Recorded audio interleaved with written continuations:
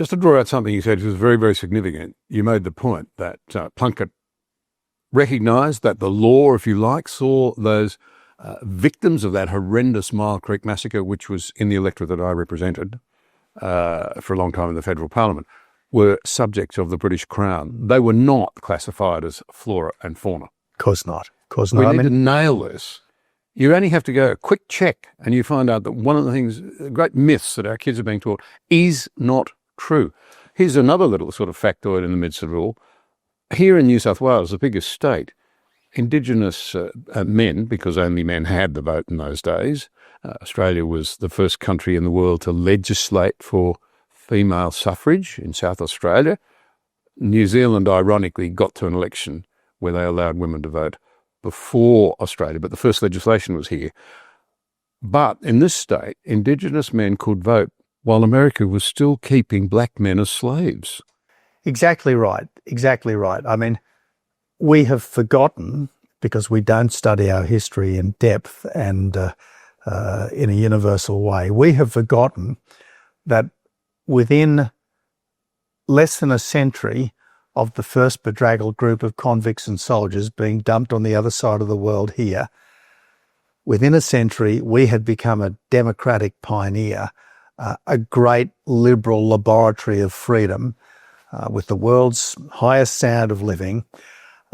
And yes, that was in part because of our natural blessings of gold and soil and vast land areas, but it was also because of the fundamental decency of the civilization that came ashore from 1788. I mean, Britain, at the end of the 18th century, was the Britain of Wilberforce and Shaftesbury. It was the Britain that was coming to realise the horrors of the slave trade. You know, it was the Britain of Lord Justice Mansfield, who said that the air of England is too pure for any slave to breathe. I mean, the Britain of those periods was probably the most enlightened place on earth at that time, and that was the spirit that moved at least the best of the people who made early modern Australia.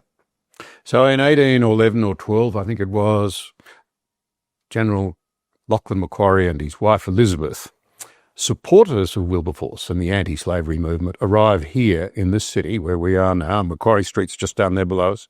And you paint a picture of him as somebody who was deeply imbued with a sort of spirit of egalitarianism and concern for the underdog and for a just society. Macquarie also started Foundation Day, which was the beginning of the Australia Day celebration.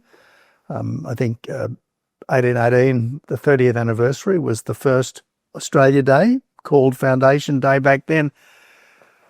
And, you know, when Macquarie and Elizabeth left, they were seen off by basically the whole of the population of Sydney at the time, because he was rightly regarded as, if you like, the father of Australia. It was in his time that the term Australia started to come into general use as a description of the continent.